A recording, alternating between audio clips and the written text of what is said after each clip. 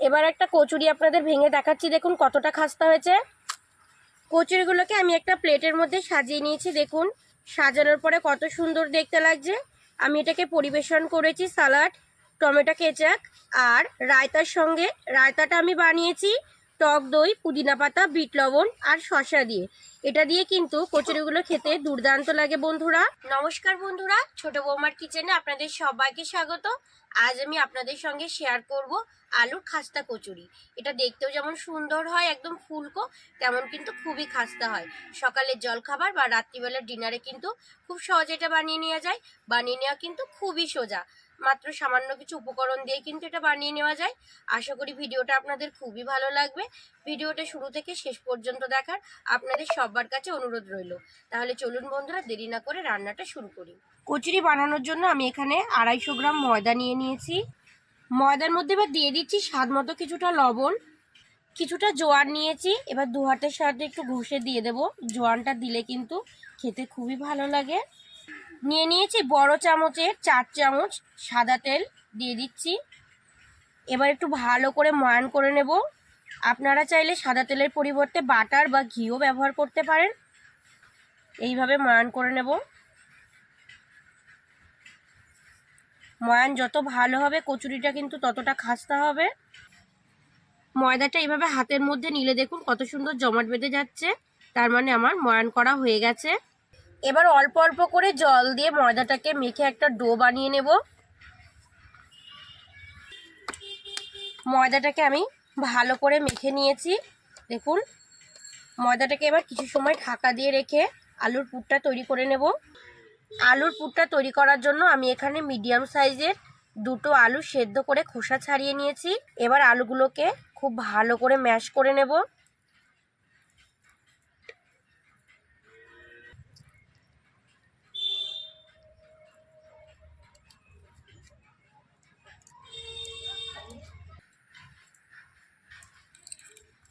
আলুগুলোকে আমি খুব ভালো করে ম্যাশ করে নিয়েছি। এবার পুরটা তৈরির জন্য উনানের কাছে চলে যাব। আলুর পুরটা তৈরি করার জন্য উনানটা জ্বালিয়ে একটা কড়াই বসিয়ে দিয়েছি। কড়াইয়ের মধ্যে এবার দিয়ে দিচ্ছি কিছুটা তেল। তেলটাকে এবার একটু গরম করে নেব।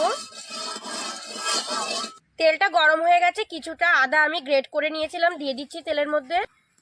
2টো কাঁচা লঙ্কা ছোট ছোট টুকরো করে কেটে নিয়েছি, দিয়ে দিচ্ছি। কিছুটা ধনে গুঁড়ো নিয়েছি, দিয়ে দিচ্ছি হাফ চামচ মতো জিরে গুঁড়ো নিয়েছি, দিয়ে দিচ্ছি।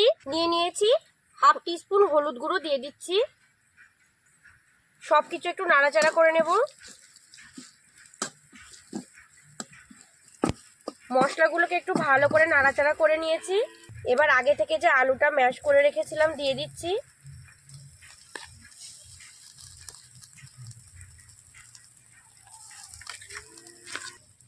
আলুটাকে এবার মশলার মধ্যে একটু ভালোভাবে কষিয়ে নেব।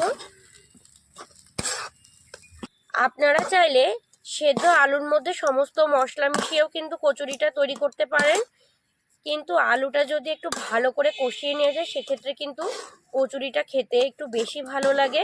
সেজন্য আমি আলুটাকে ভালো করে একটু কষিয়ে নিচ্ছি। আলুটা দেখুন আমি মশলার সঙ্গে ভালো করে কষিয়ে নিয়েছি। এবার এর মধ্যে মিশিয়ে নেব আরও কিছু মশলা। দিয়ে দিচ্ছি স্বাদ মতো কিছুটা লবণ, দিয়ে দিচ্ছি হাফ চামচ মতো লঙ্কা গুঁড়ো, দিয়ে দিচ্ছি হাফ চামচ মতো চাট মশলা, দিয়ে দিচ্ছি হাফ চামচ মতো গরম মশলা। সব কিছু এবার একটু ভালো করে মিশিয়ে নেব। আমি এখানে লঙ্কা গুঁড়ো হাফ চামচ ব্যবহার করেছি। আপনারা যদি আরও বেশি ঝাল খেতে পছন্দ করেন সেক্ষেত্রে একটু বাড়িয়ে নেবেন। এটাতেও কিন্তু একটু বেশ ভালোই ঝাল ঝাল হবে, যেহেতু আমি আগে কুচনো লঙ্কা ব্যবহার করেছি। আর কচুরি কিন্তু একটু ঝাল ঝাল হলেই বেশ খেতে ভালো লাগে। যেহেতু আমি চাট মশলা দিয়েছি সেই জন্য কিন্তু লবণটা একটু পরিমাণে কম দিয়েছি, কারণ চাট মশলার মধ্যে লবণ দেয়া থাকে। আপনারা চাইলে আমচুর পাউডারও দিতে পারেন।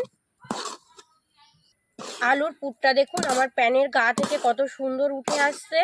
এবার এর মধ্যে আমি মিশিয়ে নেব ছোট ছোট টুকরো করে কেটে রাখা ধনে পাতাটা দিলে কিন্তু টেস্টটা খুবই ভালো লাগে। এবার ধনে পাতাটা আমি সমস্ত পুরটার সাথে ভালো করে মিশিয়ে নেব। দেখুন আলুর পুরটা কিন্তু আমার একদম রেডি হয়ে গেছে। এবার এটাকে আমি নামিয়ে নেব। আলুর পুরটাকে আমি প্লেটের মধ্যে নামিয়ে রাখছি।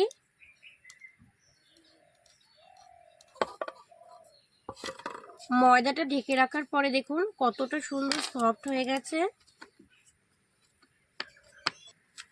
ময়দাটাকে আমি এবার দুটো ভাগে ভাগ করে নেব।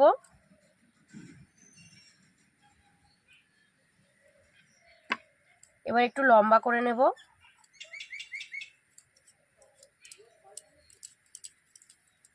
এবার এর থেকে আমি মিডিয়াম সাইজের লেচি কেটে নেব। আমি এই সাইজের লেচি কেটে নিচ্ছি। দেখুন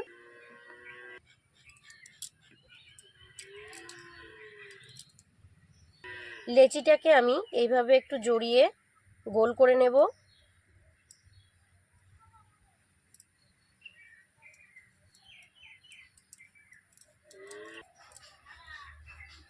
গোল করে নিয়েছি। দেখুন এইভাবে সবগুলোকে করে নেব।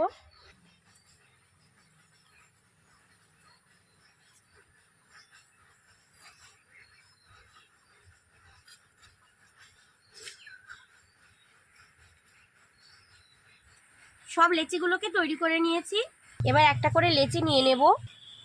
মাঝখানটায় এইভাবে একটু আঙুল দিয়ে চেপে দেব, আর সাইড থেকে এইভাবে বাড়িয়ে একটু বাটির মতো করে তৈরি করে নেব।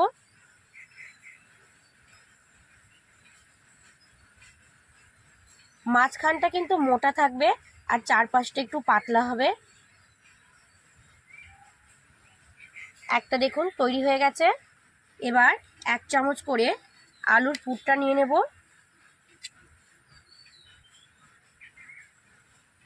এক চামচ আলুর পুরটা নিয়ে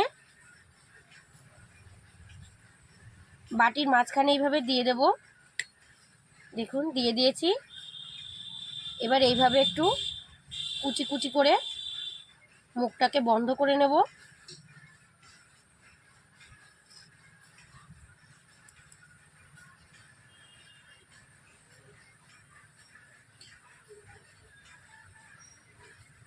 হাতের তালুর ওপরে এইভাবে কচুরিটা রেখে এইভাবে ঘোরাতে থাকবো আর মুখটাকেও সমানে বন্ধ করতে থাকবো। দেখুন এরকম করে নিলে ভেতর থেকে কিন্তু পুরটা বেরিয়ে আসবে না। এবার যে এক্সট্রা অংশটা হয়েছে এটাকে আমি কেটে বাদ দিয়ে দেব।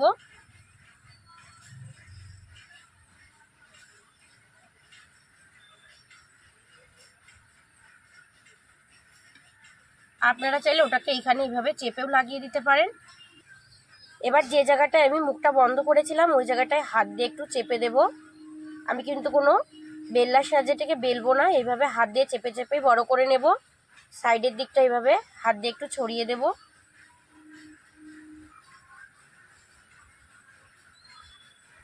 দেখুন কত সুন্দর হয়েছে।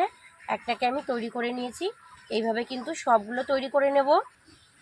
কচুরিগুলো তৈরি হয়ে গেছে। এবার একটা প্লেটের মধ্যে নিয়ে নিচ্ছি।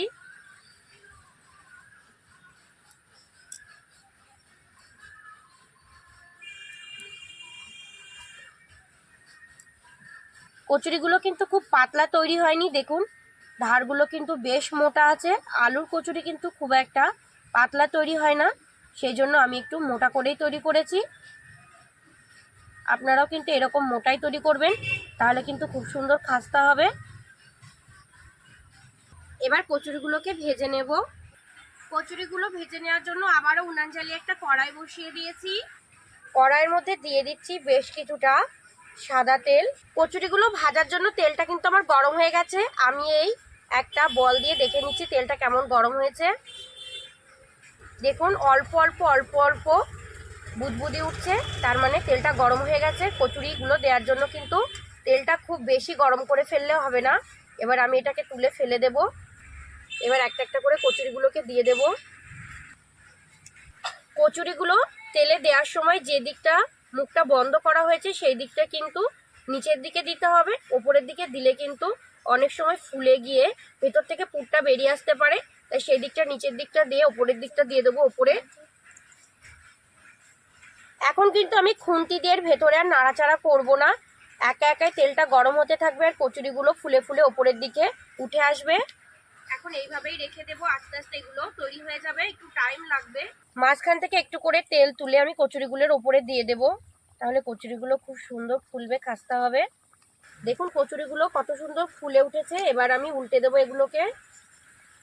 এই পাশগুলো কত সুন্দর তৈরি হয়ে গেছে দেখুন, উল্টে দিলে এবার অপর পাশগুলো খুব সুন্দর তৈরি হয়ে যাবে।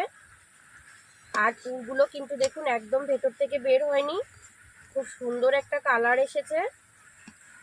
আবার একটু করে তেল দিতে থাকবো, তাহলে অপর পাশগুলো খুব সুন্দর তৈরি হয়ে যাবে।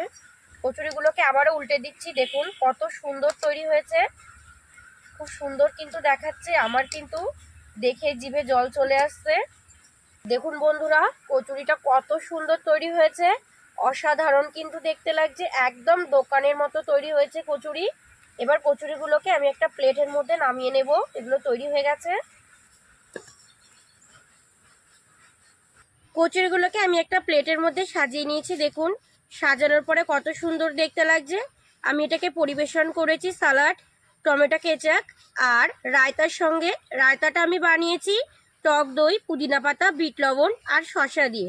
এটা দিয়ে কিন্তু কচুরিগুলো খেতে দুর্দান্ত লাগে বন্ধুরা।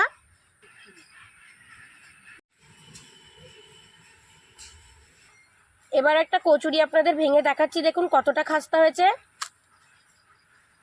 আপনারা নিশ্চয়ই বুঝতে পারছেন এটা কতটা খাস্তা হয়েছে, ভেতরের পুরটা কত সুন্দর দেখতে লাগছে দেখুন বন্ধুরা।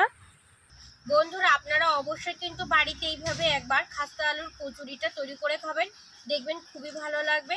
আর আমার আজকের তৈরি খাস্তা আলুর কচুরির ভিডিওটা যদি আপনাদের ভালো লাগে অবশ্যই কিন্তু কমেন্ট করে জানাবেন, প্রচুর পরিমাণে শেয়ার করবেন আর চ্যানেলটা সাবস্ক্রাইব করে আপনাদের সবার আমার পাশে থাকার অনেক অনেক অনুরোধ রইল।